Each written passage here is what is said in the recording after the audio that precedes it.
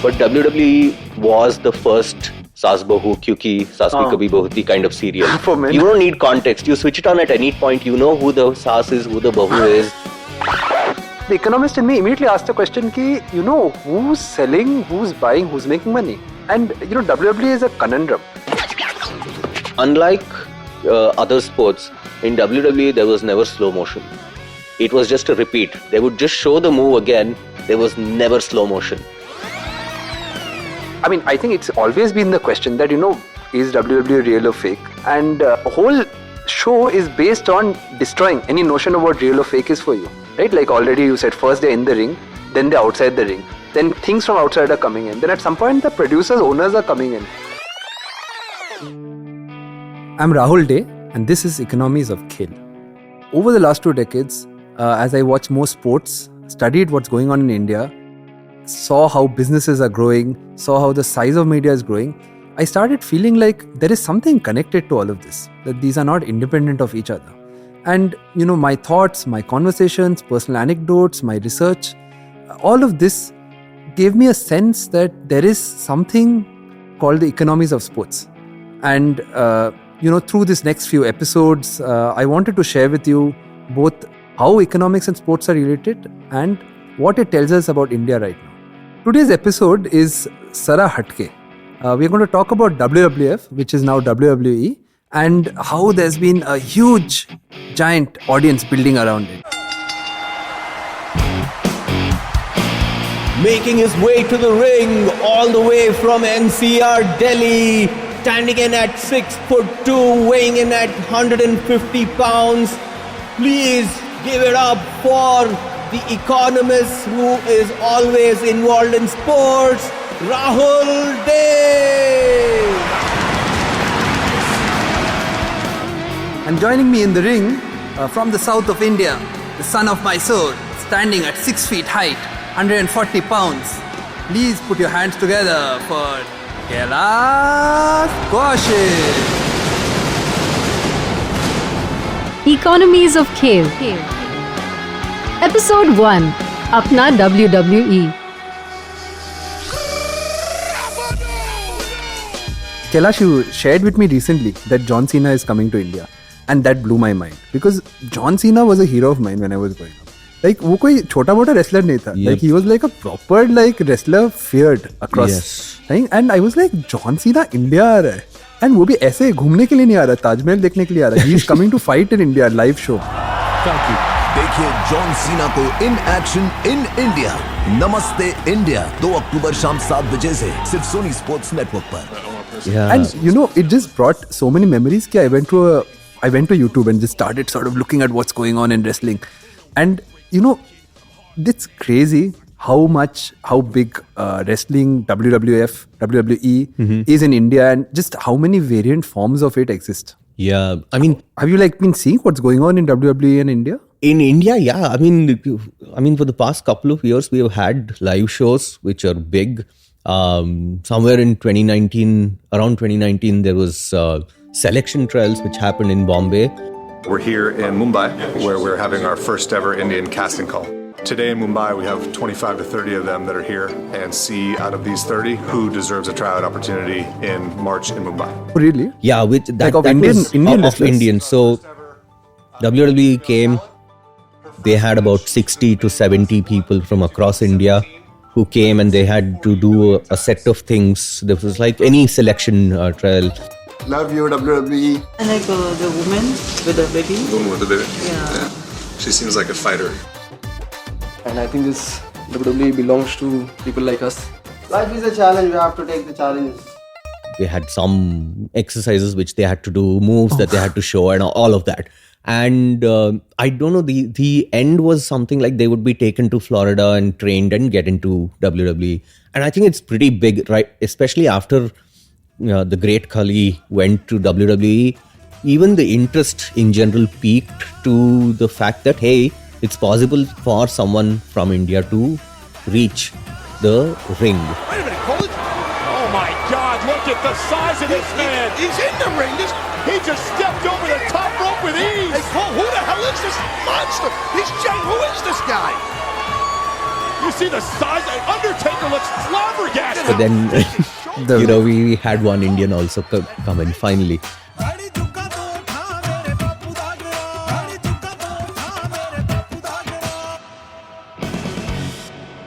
How did you get into knowing about what's going on in WWE? So Amma chala jati thi kam, and I would just switch on the TV. She wouldn't be there. I would watch, and it was initially that restriction, which was more of feeling I want to know what is happening. But there was something to WWE which was superb. Maybe it was just the storytelling which they would do, or just the visuals of these men who were nothing like you had seen anyone. Muscles. Salman Khan had muscles, but it wasn't Hulk Hogan's biceps, right? It wasn't the height of Kane or Undertaker or whoever it was. And it was a show. You came to know of these stories of these people, and you did believe it. How much ever people said, it's all fake and everything, you believed the storyline at least, right? And that captured, those fireworks. Although you didn't know what beer tasted, Stone Cold smashing two beers and drinking, you wanted to do that. The biggest challenge with WWE was that you have to watch it when no one else is seeing it, because there was so much just torpor. But at some point, you started getting these cards, trump cards. And trump cards were fascinating because, they had listed how many matches they've played, how many they've won, what is their bicep size, what is their chest size, other stuff. And, as a kid, you had no idea what bicep size or chest size was. So you were iska 44-degree chati. And I remember Yokozuna was 50 inch, which I think is not possible also. And, you would go and play with people. And everyone didn't have access to WWE. So they would play the game and they would get hooked to it by playing this trump card game. And, some people became famous just because of the game. Because, I don't know if you remember, Hulk Hogan had won some 123 matches. If you had Hulk Hogan card, you would win. You would win. Yokozuna had huge chest, huge biceps, so you would win. So these people, even if you haven't seen them fight, would trump card ke wajah se you recognize them. And the second thing, which, later I thought about it, was very fascinating. You started getting posters. And these were these roadside posters. They were not posters from some, it's not like you went to Archie's gallery. Yeah. They were roadside posters. And ye aaya kaise India mein?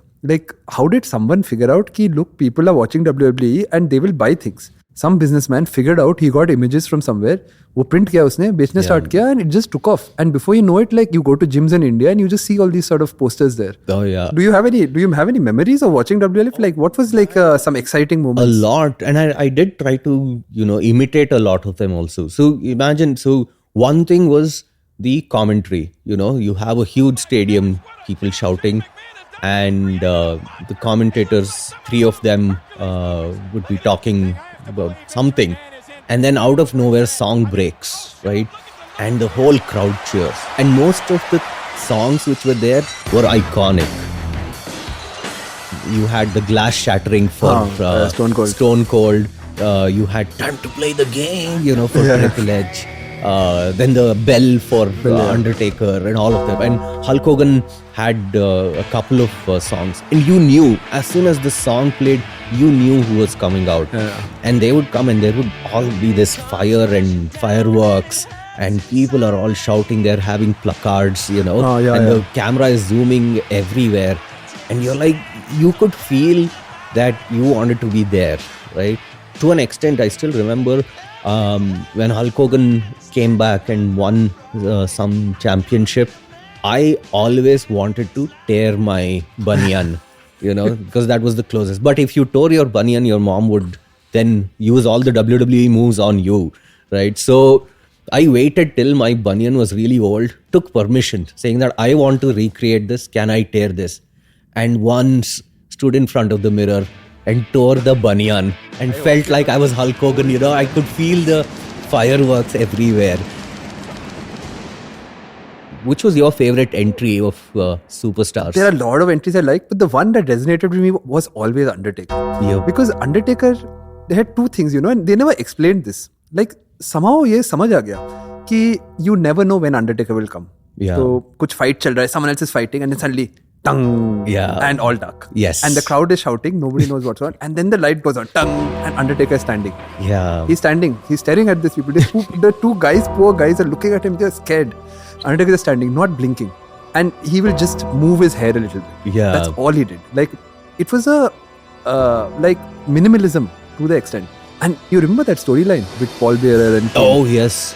Where Undertaker had his life in one jar or something. And the guy would bring it. And it was so elaborate. I also feel the Undertaker feeling for a lot of Indian kids during that time was also because of multiple other things which were happening. You had Ahat and Z Horror Show on one side, which had similar characters. And you had, there was this detective show which would come, Tehqiqat.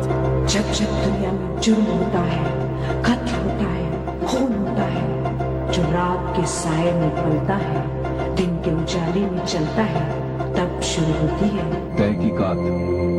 हम यहाँ तहकीकात करने आए. Tehqiqat had an episode where there was an Undertaker kind of, a person who was, and then you had Undertaker which was there, and the mystery around. They really built the mystery around, and you wanted, to be this dark character, which is, One of my strange things for me was that at that point, I had never seen American television. Mm-hmm. So they all seemed like just white guys, muscular guys. But I remember all the others. Yeah. Then there's, of course, Yokozuna. Oh, yeah. So, somehow we thought that was his name. Yeah. This giant sumo wrestler comes and, they make a story about how he's undefeated in Japan. And it was obvious he didn't know English. So he would never actually speak. He would just stand there. And he would have one another Japanese guy, his manager. And, it would be very clear, I knew nothing about sumo wrestling. But immediately came to stage, they would try and do, in sumo wrestling, push him off, right? And there would be these really hilarious moments where, four guys are trying to sort of keep bumping into him and no one's pushing him off. Everyone's falling off. So each of these guys were introduced and their culture sort of came along with. And, I sort of remember, each individually. You remember the Arabian Sheikh? Yep. With the Iron headwear. Sheikh. The Iron Sheikh. Iron Sheikh, Yeah. Who was... these are the guys who resonated with me. If there are a bunch of guys who are just fighting, that's just normal wrestling, right? You have Olympics wrestling hota hai. Yeah. And, wrestling is you have, it is like boxing, you have a wrestling circuit. I was very curious thinking about, India mein all these people who are not Indian and no one's ever seen this. Why was in that time wrestling so popular? Because there was nothing in India which was promoting it. It was just something coming in the TV. And when you said character, I started thinking, is there any sort of thing about WWE that connects with the Indian imagination? The base storyline is the same, right? There is, which is very clear. Anybody who switches on WWE, they know there is a bad character here and there is a good character. And the goodness and badness keep changing. Some of them visually you can make out. Okay, this is the bad character, this is the good character. And then they start fighting. And the fighting is so pronounced and very clear that you know who's going to win, what is going to happen. But all these other elements make it more interesting. The sound, the commentary, the props which are being used. So, if in India WWE had to be started from scratch, just give it to Ekta Kapoor and just do that. And she will ace WWE, because you look at it, good sound and exaggerated emotions. When the camera panning, thard, closer and closer. You have hit Undertaker 10 times and he then wakes up. The guy makes a face as though he has seen, some miracle happen. But every time those images and emotions are so exaggerated, you also get into it. You're like, okay, what is he going to do now? And the number of times they play the underdog card in WWE. Bring some underdog and somehow, somewhere, he'll rise up. Completely against odds. Yeah, completely against odds, beyond anything. And I think that glory and that, holding the belt up after you have won WrestleMania or whatever. And that whole show, man, you were the center of attention. And I think viewers wanted it to be the center of attention, right? You're in the ring, lights are on you, fireworks, everybody's cheering, you have the belt, which was a pretty ugly belt actually. I don't know why people went for it, but it was something you wanted, you show it up high, show it on your waist. So, mean, Kailash, it's fascinating that, as kids, how we watched completely unconscious of what was going on. Like, we were just pulled, like, almost like moths to a flame. But, when you mentioned to me this John Cena has come to India, and I started going and looking, and I realized that there is something completely different about, what WWE now was WWF before. And, I just wanted to give you a flavor and, just to think about it. So I went and found there was this show called WWE Next. And this was on Sony, right? And Sony is the official, provider of WWE content in India. And they have a show called WWE Next, which was a 30 minutes, like a highlights package. Like in 30 minutes, everything that's happened in the WWE world, but in Hindi.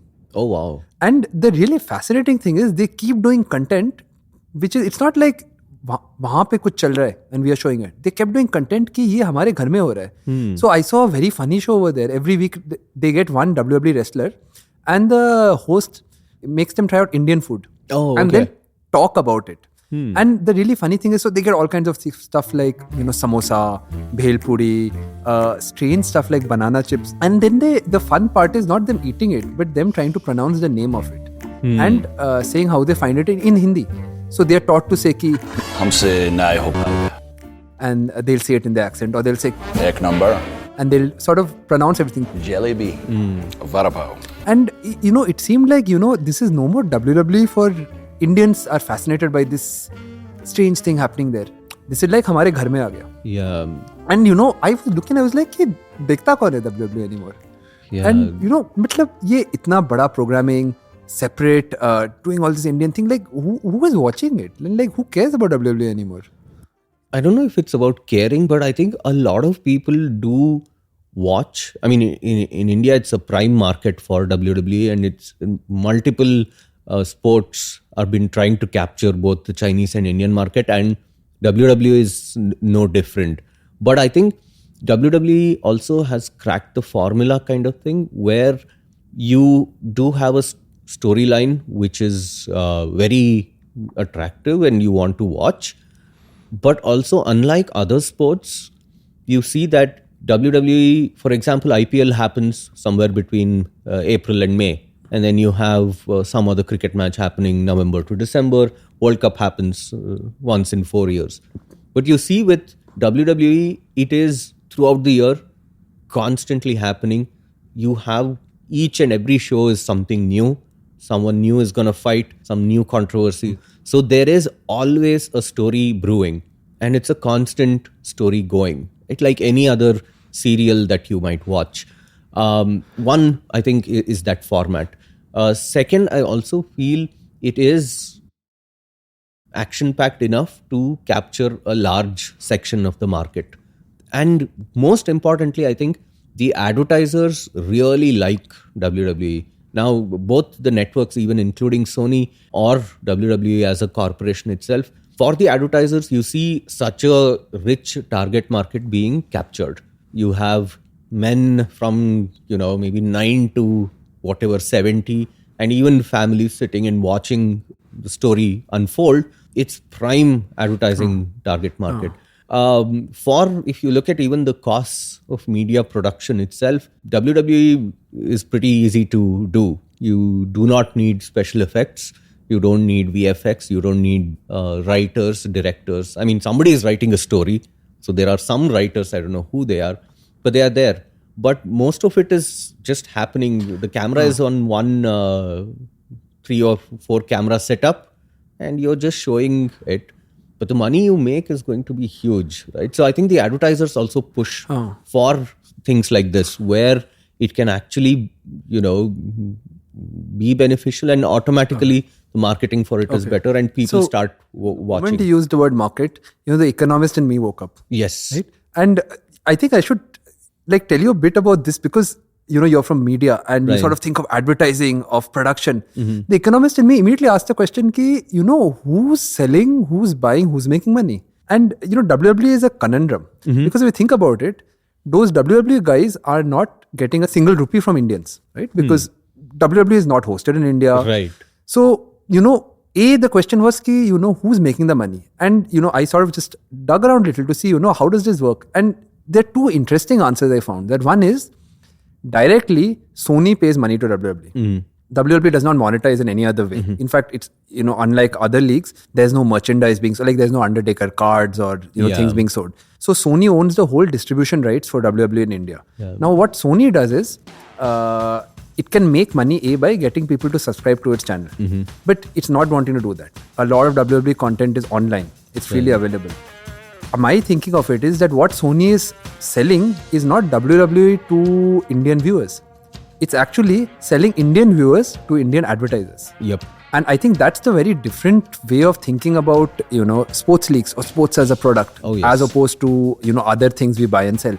So what I think Sony wants to do is, it says ki we will catch 10 million eyeballs. So, 10 million is very high. Let's say we will catch 2 million eyeballs of who advertisers want those eyeballs. Yeah. And we will catch them in this prime time, 6 to 8 o'clock. And then we'll give it to the advertiser. And the advertiser will pay us a huge money because he's got to capture audience. Yeah. Two interesting questions come up here for me. So, Sony is capturing because, wrestling has a long imagination in India and, people of, it's not specific to people who play. Right. There are all kinds of people. But they're obviously making enough money of it that they are showing every week, all the time. In fact, there's enough WWE footage which is equivalent to most sports. So I was very curious in who are these eyeballs that Sony has captured that they're now selling for so much money.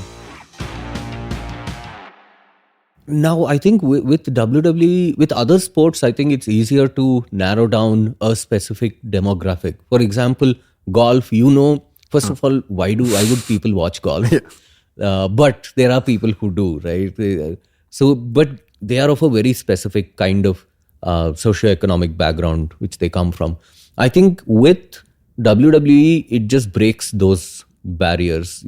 Because even from a time when I used to watch it a lot, everyone knew these basic characters, right? Be it someone who was from a rich family or a poor family or anywhere. But urban, yes. It was still urban when, when it was cable TV, it was just, it was still urban. But once direct to home came, right? And WWE still had a lot of, in general, acceptance, right? Because one of ease of watching, right? You are watching something like a spectacle and there isn't much for you to know difficult language. No rules. No rules. No complex storyline. Or, this is not some, some major movie like Tenet or something where you need to use your brain or nothing like that. It's entertaining and it captures your imagination. So I think WWE does have a very wide range of audience. And we might also have to look at India itself having a very rich wrestling tradition. Oh, yeah. Beg of the Punjab and Mancha Singh of Patiala, burly sons of the north, meet in a wrestling bout. Wrestling is one of India's oldest sports, but it's not as slow as it looks. Don't let the camera deceive you. It demands lightning qualities and is exhausting business. Anwar Beg of the Punjab is declared winner. Although it is not the kind of wrestling which is normally practiced, but I think it is seen in the same line, right? Because you do have people who are wrestlers going into WWE. Kurt Angle being one of them. But even the wrestling community itself does recognize the moves which happen in the ring. So I think there is that bit of understanding that, Kusti was there, akhadas was there, Pahalwans were there. But now these are the new gen of... I think what sort of really connects is, when you look closer at Kushti culture, akhada culture, these were very rural and very local. As opposed to WWE, which is global and recognizable. Yeah. But it was very embedded in the cultures of these places. So a person going to do Kushti was not just some random sportsman. He was immersed in all the traditions, the rituals. It was like a lifetime vocation. Like it's not like one summer I did some wrestling and went away. Right. Like you go every day and you have a guru shishya. And there's a lot of homage to be paid. So like young wrestlers have to clean the akhada, and you can only move up to a wrestling stage after you do certain things. So it's very part and parcel of coming of age, masculine coming of age. Right. And I think though, of course, when I was reading up, I didn't find so much that in different parts in India, it was very connected to rural agriculture. And my sense was that you have agriculture through part of the year, and part of the year people are free. Yeah. And this was a very big part of the community. So you train all year and then you would have these events where everyone would come and watch. And you started having local legends come up from wrestling. So there was this, I think, imagination about wrestling and what it meant and its importance that existed in, parts of rural India. I know a lot of it is Northwest India. I don't know so much about outside. Right. I think once DTH came and it shifted to 2000s. Tata Sky. Isko laga dala to like jingle ala. These aspirations also trickle down to other socio-economic sectors. And I think this is where it changes, where for a lot of these wrestlers or kusti, akhadas, WWE might have become, and again, I'm not sure, might have become aspirational because for everything else, you have a place to go. You're playing cricket, there is IPL. You're playing football, there is something. But if you're wrestling, what is it? Yeah, you can go represent the country, but that is once in 4 years, once in 2 years. And you won't become famous. You won't become, except for locally, you won't become famous. But here was a space where if you are a wrestler, you could still possibly go. I think that aspirational thing might have had a huge impact on the rural populations, where you could see that, hey, I do something similar, I do it in a different space, but this is something where I can go. And for advertisers, it's double whammy, right? You're getting rural audiences, you're getting urban audiences. You can literally advertise anything on WWE. I mean, think of it like LIC can advertise for WWE. What a thing to advertise, life insurance. I mean, for me, the one that stands out is cement. Cement, oh yeah. So if you watch like NBA, Wimbledon, they like all these Rolex watches and Nike. Yeah. And WWE makes cement companies come in. तो Mahindra tractor मतलब Mileage ka master. Virat compressive strength, Ambuja cement.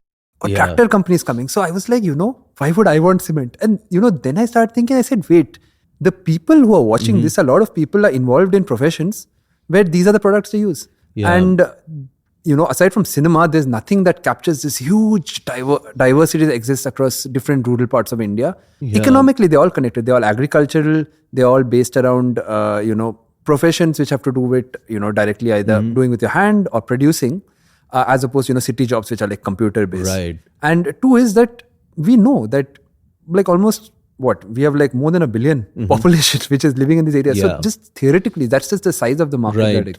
I found one story which I think gave me some clues as to who is watching, why are they watching. So I think one general fact is that right now, India has about 16% of the world's population. Of this 16%, if you break it down, North India, which is just these 4 states, Uttar Pradesh, Bihar, Haryana, Punjab, Rajasthan, have about 8% of the whole world's population. Wow. Yeah. Think of how many men are over here. Yeah. So it's a huge market which no one knows anything about. Now, I have a feeling that this is a market WWE is entering, and I'll tell you the story, which kind of made me. So, I went to check up after Kali, who was the biggest wrestler. And, I came across, this wrestler who's now there called Veer Mahan or Veer Mahal. And, I wanted to see how did this guy make it. And in 2008, when Americans, just like WWE, were trying to look and see how do you capture the Indian market, there was this movie which was made about them doing a talent hunt for baseball players in India. And I think the idea was that, the next great talent can be in India because, we are the biggest country. And also if you find someone, automatically you capture a market because there's no baseball watching in India. So they do this hunt and 2 people are chosen from India. The movie was called $1 Million Arm, and it was sort of nicely produced. It had A.R. Rahman's music, and it was a big budget film. My name is Rinku Singh. My name is Dinesh Kumar Patel. I want to be the first baseball player from India. And there are 2 Indians who finally sort of qualify and go. One of them is Rinku Singh. Rinku Singh's interesting past is that he was son of a very poor farmer in Uttar Pradesh, and he was training to be a javelin thrower. Okay. But he had no money. So he would use basically equipment from his father's farms, like a long iron rod and nuts and bolts to simulate a javelin. And he was sort of doing bodybuilding and javelin throwing. That ability to throw javelin translated into throwing a ball. Is that right? 82 with that motion? So he gets picked up because he can throw really fast. That's all he knows. Lefty with juice is good, sir? Lefty with juice is great. Lefty with juice is money in the bank. And at the end of this movie, these two are taken to the US and they're trained for 2 years in baseball, and then they first get amateur contracts and then they actually get professional contracts. So Rinku Singh is playing till 2014, and at that point he doesn't get a new contract. And his opponent, weighing in at 275 pounds, Veer Mahan! In 2016, he comes back as Veer Mahan. Oh wow! In WWE. So he kind of, and there's no explanation, but he stayed in America, and obviously he got trained and he changed his looks and he came back as an Indian wrestler. And I went and just checked out what because we talked about and wrestling is all about hype. Like, how do you do hype for some Indian guy? And it's fascinating. That's the first clue that wrestling knew India as an audience. So Veer Mahan's character is something out of the Hindi movie Bahubali. Okay. Which is, if you had to take an Indian demigod, how he would look. So Veer Mahan is sort of really muscular, has a big beard, has big flowing locks. On his forehead is this sort of tika, and he's wearing this sort of saffron dhoti and a saffron scarf. And he enters, and the music is this sitar music with beats, like dick, and there's sitar music coming on. And he walks aggressively into a ring, and he does something which completely catches everyone off guard, which is he aggressively puts his hands together, folds them, and he says, "Namaste." And namaste is supposed to be like welcoming, right? But this is the most aggressive namaste I've seen. And it's so clear, unlike the Khali, that not only is this an Indian wrestler, he's Indian culture. Yeah. And so the question I asked is, who would this resonate with? And it would resonate with people who are sort of steeped in, cultures which have a lot of vernacular, religion, who would recognize this. And, his name is Veer Mahan. Yeah. And he later becomes part of a group called the Sangha. So it's very clearly sort of Hindi speaking, group which is into bodybuilding, has religion resonates with them. Religion, not only just any religion, but sort of Hindu religion. Yeah. So I thought, wait, is this the audience you're trying to capture? Because that's the character that's been given to Veer Mahan. And the other part that stands out is, he also talks about, and you see other wrestlers talk about how they're from a very poor background in India. So I thought, for someone watching from this background, here's a guy who was not educated, who had no access to going abroad, just on the basis of his sort of dedication, strength. He comes from a small village and makes it all the way to US on television. Right. So it's no more a story of like us, we are watching these guys jumping up and doing these crazy things. It's now, this is a route through which I could make it to the US. Yeah. And I'm wondering, and I told you, right, that India has the biggest young population. This is the belt with the most amount of young male. And this is one way through which they can escape. Because otherwise, a lot of people from this background, there is no way to even make it to the city, let alone abroad. Even how we were talking about Kavita Devi, right? Yeah. Who is the female wrestler, which is huge, right? We didn't have any female wrestlers who come in like this, and you have Kavita Devi who has a similar kind of presentation. And I think those are the characters which give them hope. It might not be hope, but just a dream that, hey, I can do something like this. For WWE, from the WWE's perspective, the North American market is saturated, right? You can't do anything more there. So for a lot of them, it is China and India, which is the new emerging new emerging thing. And I think the Indian population might be more receptive to WWE in itself, maybe because of the tradition we have had, or because of the early introduction of cable TV and how WWE just came into it, right? If you remember the 90s, there was no marketing for WWE. There's a link between TV and all the leagues we watch, because I think that TV managed to take the person to have this privileged seat in the stadium, which most people can't afford. Yeah. Like if you go to watch anything, depending on how much you can pay for tickets, you get different seats. And then secondly, you can't hear anything. You sometimes are looking somewhere else, you miss some important action. Yeah. And the TV allowed you to have this privileged seat. And it's very democratic. Every person who has a TV has this privileged seat. So suddenly like as I think 55 million people have privileged seats to watch this. It's on, and have you observed one thing which is very interesting in the WWE format itself? And we'll get to the advertising part soon enough. Unlike other sports, in WWE there was never slow motion. It was just a repeat. They would just show the move again. There was never slow motion. Oh, that's interesting. Never. Why do you think that is? You have, because I don't think you require slow motion there, because if you show the slow motion, the tricks might become evident.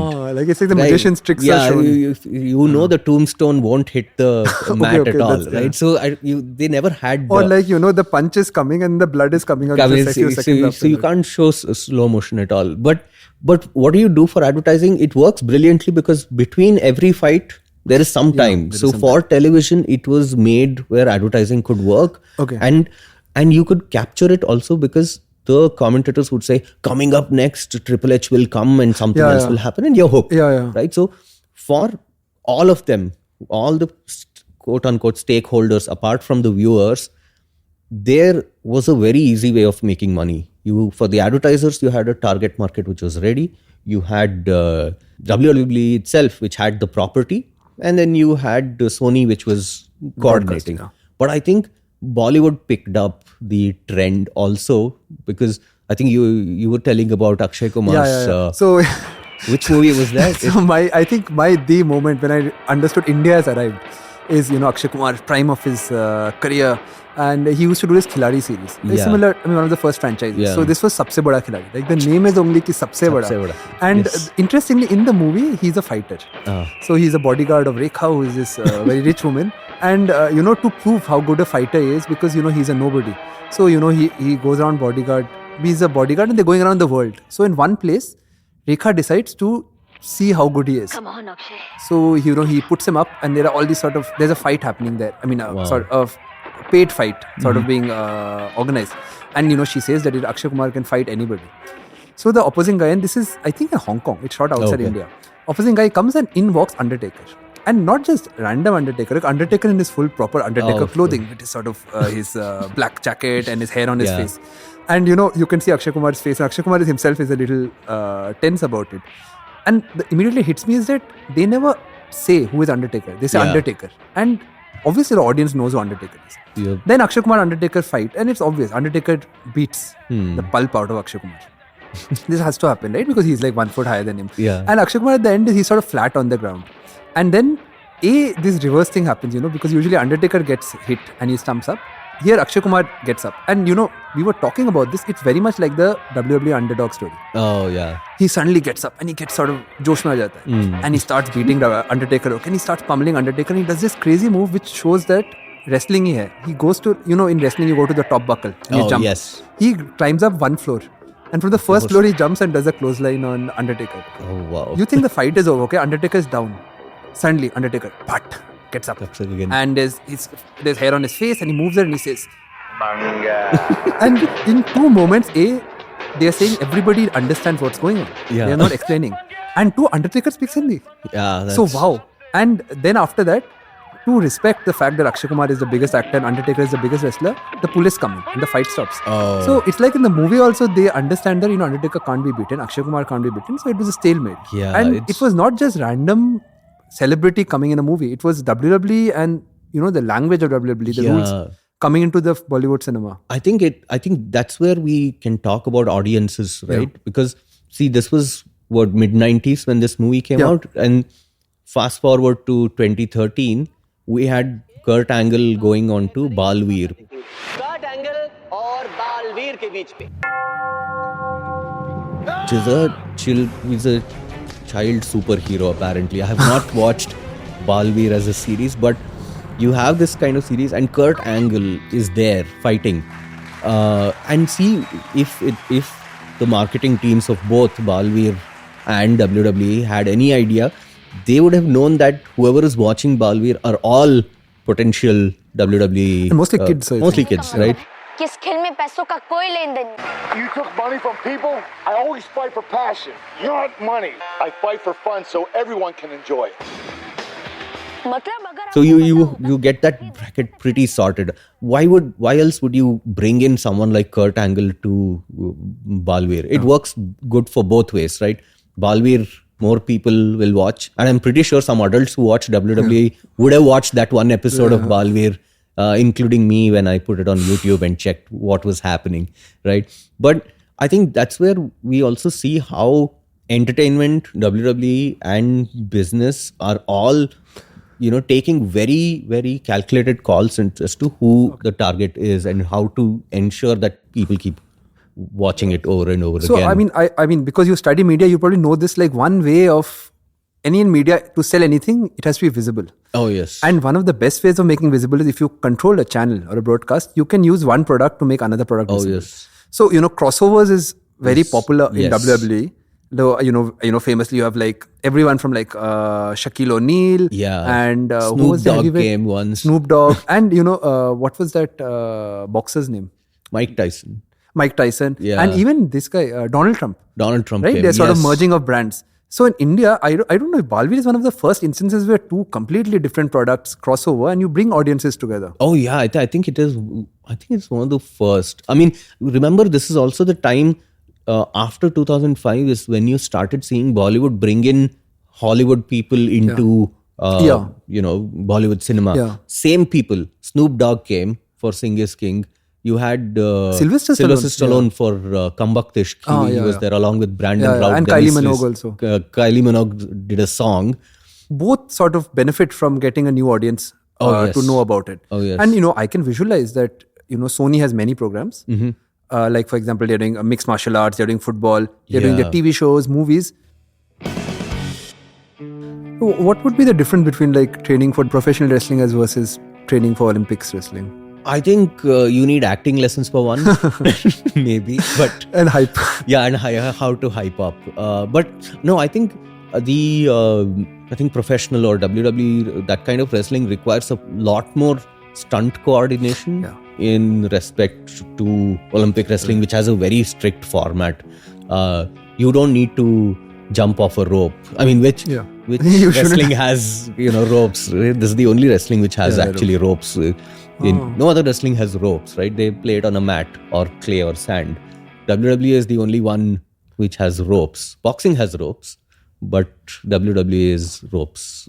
So these academies, they come up, right? And it's very interesting that you have in a country which had specialized tuitions for IIT, JEE and all. Now you have specialized training for, if you want to go to WWE, this is what you need to train. And these are people, some of them who have been, and Kali himself is owner of one of these academies, and people go there, right? You have reports of people leaving their software job and going and training to become something like a WWE wrestling. And that is running parallel with WWE's economics of spreading across the world, because they know they need people, which is what resulted in the trial. I mean, the trail, what was the selections which happened in Bombay, where they know, okay, there is talent here. We take one or two of them, train them, and then you bring the product back to India and you capture more audiences. But for the longest time, I think there was a gap where people didn't know, how do you get to WWE? Because see, for all other sports, there is a clear trajectory. But there is no state level WWE, national level WWE, and then, global WWE. So I think there was a huge gap for a while where a lot of people wanted to go and wanted to be part of this, but did not know how. And I think once, Kali was there throughout, and he also realized what kind of training is required. I think he brought some of the know-how, along with, I think, a lot of backing from the WWE itself to popularize it here. And I think him coming down, interacting with people and having these small shows, I think 2021 there was one, and there were September one this time. I think those things make it more accessible, saying that, okay, this is not now happening in Dallas, Texas or somewhere else. This is happening around. So, Kailash, I was thinking, that what makes WWE distinct, and I was, let's say you want to be a Bollywood director in India, right? How do you sort of make money? And so first sort of you get money, then you make a star, right? Someone who people can associate with. To make a star, you have to do PR, and then you make a movie script which helps make that star. And then you have to find distributors and then sell it and get the money back. Now, what WWE has done is they've basically found stars. They have already the theaters captured. And the two brilliant things about their product is that one is that the core thing doesn't have to be sold anymore. Like everybody understands there's fighting and there's all this drama, but you can do minor variations that you can keep showing it every week. You don't have to make a new movie. You don't have to make a sequel. It's just variations of the same movie and new characters can be introduced. And it's a brilliant marketing ploy because it's all democratic. Like, let's say a new guy comes and that guy is popular. Now you make him the main hero. Right. And suddenly your main hero can be a villain or a side character. Yeah. So that's I think the K-series analogy that I liked from you. Yeah. That it's infinite in its variation, but it's easy enough that anybody can come in at any point. Yeah, and you don't need to know the backstories, or you don't need to know the plot, seasons plots. Exactly like Kyuki Saas Bhi Kabhi Bahu Thi, you also have people who have left come back to WWE. Yeah. Rock just came back last week. Without plastic surgery also. Yeah, without plastic surgery. And remember, Rock has been out of WWE for a while, and he has a huge movie, career in himself. But he is back now, right? And the other thing which I also keep thinking about this is, I think when marketers or whoever it is who's trying to figure this out, they approach WWE, I think they approach it as entertainment first and the wrestling part second. Because think of it as, it is very difficult for us to think of it as a sport. We all somehow consider it sport, but would you really consider WWE a sport? That's a really exciting question. It's like Santa Claus, na? At some age, you think Santa Claus exists, and at some age you know he doesn't exist, but you happily take the gifts. Yeah, like you want to make believe. WWE for me is the same. Like at some point it became pretty clear that this can't be a real thing. But I didn't want to think about how much fakeness it is, right? Enough to suspend your belief to enjoy it. But I think it's always been the question that, is WWE real or fake? And the whole show is based on destroying any notion of what real or fake is for you. Yeah. Right? Like already you said, first they're in the ring, then they're outside the ring. Then things from outside are coming in. Then at some point the producers, owners are coming in. Yeah. It's not anymore clear, like, in a cricket field, the players are inside and the watchers are outside. Imagine. Who is watching, who's playing? I've even seen people from the audience come out, and then it turns out that there's a place participant. What about you? Do you think these athletes should be considered to be, should they be professional athletes, or are they like actors? I don't know. I think they fall somewhere in between actors, stuntmen and athletes. The only thing is the rules that they are playing with aren't the same rules which I do not want to call them athletes, because I'm sure there are so many athletes who would be like, hey, how can you call them athletes? They are not. But one thing which really sets apart everything is they are stuntmen. You can even call them acrobats or anything. But athleticism they have, but I don't know if they are athletes, because one thing which binds an athlete is like this code of sports or, things like that, which is definitely not there in WWE. The basic logic of two people are going to compete and somebody is going to win. That's only the sport part. The entertainment is all of it. That's what I think. Okay, so I have a slightly more complicated take to this, okay? So if you look at, let's say, some of the greatest pop stars of our time, right? Michael Jackson, Britney Spears, they are not the equivalent of, let's say, Ustad Vilayat Khan, right? They're not classical. Or like, some of the greatest bands like, Led Zeppelin or Beatles. They are not like a symphony or like classical musicians, right? Or like, if you look at acting, Shah Rukh Khan, Amir Khan are not Shakespeare theatre artists. For me, I think that's the analogy for me between the wrestler and the athlete. That these guys also have to make muscles. They also have to train so they don't hurt each other. They have obviously a skill set which is more about showing off rather than... A lot of sports is about actually not how it looks but how it is. They have a lot to showing off. But at the end of the day, it's the same pressures of performing in public, of having people comment of you, of your body being in a certain shape, of being able to do those moves. And some of these are actually more dangerous than normal wrestling moves, right? Like if you're a 7-foot guy being picked up and thrown. So I feel like, a lot of times we forget that at the end of the day, the professional athlete or the professional wrestler are both people who had to dedicate a lot of time and effort into doing something which people will only remember them for the 10 minutes that they are. So even like the Olympic athletes trained for 4 years and then in 10 seconds their careers will be determined. For the wrestler also the same. But the guy behind or the woman behind, their lives have all their lives from their childhood aspirations to all they go is dedicated to just making it and whatever it takes to making it.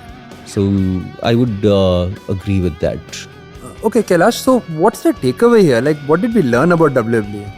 I think one thing, there's a lot more to learn, certainly, but I think one thing we know is that it's something which attracts a lot of people of different age groups and different genders and classes.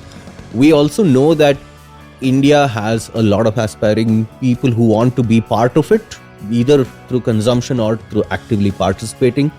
But I think the most important thing is we have also realized what WWE started as a single brand, I think is now going to change, and smaller new kinds of WWE. The format might be the same like RWE, but there are going to be people trying this out because this is something which they know that people will watch. So the way I think forward is where we're going to see new media coming up like YouTube or social media, but certainly a lot more leagues coming up and a lot more people taking this entertainment seriously. So I think the general taboo around wrestling is also going to reduce, where they're not going to see it as violence, but they're going to see it as any other, maybe art form, right? It can be an art form like dance or theater. It can also be an entertainment like a movie or a sports scheduled match itself. So I think that's where we are heading.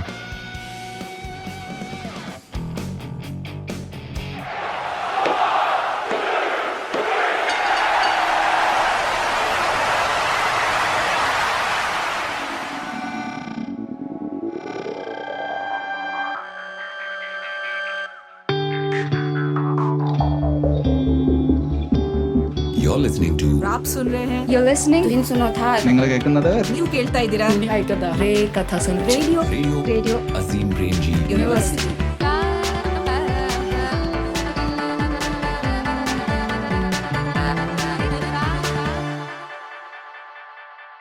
The views and opinions expressed in this program are those of the speakers and do not necessarily reflect the views or positions of any entities they represent. This non-commercial program is for educational purposes only.